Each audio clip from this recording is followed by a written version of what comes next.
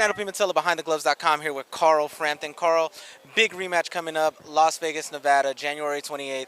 First time around, Fight of the Year candidate. A lot of people thought it was an amazing fight.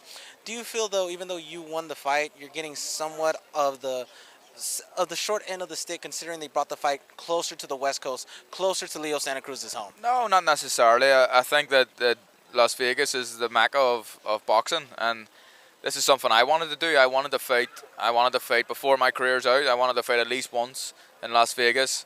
So what better way to do it than in a great fight against Leo Santa Cruz? So I don't think the ball's in his court. You know, obviously it's a little bit closer to home for him, and but I'm bringing a lot of people out here with me, and I believe that it's going to be a very atmospheric night, and I think the crowd's going to be split. It's not going to be pro Leo. I think I'll have a lot of support on the night.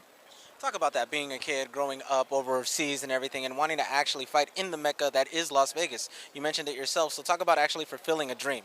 Yeah, you know, you don't really think about that too much when you're a kid, and you can dream maybe that it may happen, but until you start actually getting a bit of momentum behind you and getting a name and fighting guys like Leo Santa Cruz, you don't actually think it's going to happen. And you know, I grew up watching guys like Ricky Hatton, and you know, he brought 20,000 people to Las Vegas. It's incredible. But for me to do a fraction of that, it's a huge honor. I'm very grateful of my support. But this is a box ticked, and I'm very, very happy.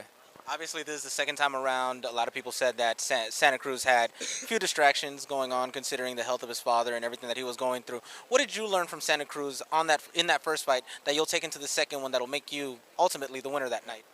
I believe that he's a tough guy. He's mentally very strong. To put in a performance that he did with his father's illness.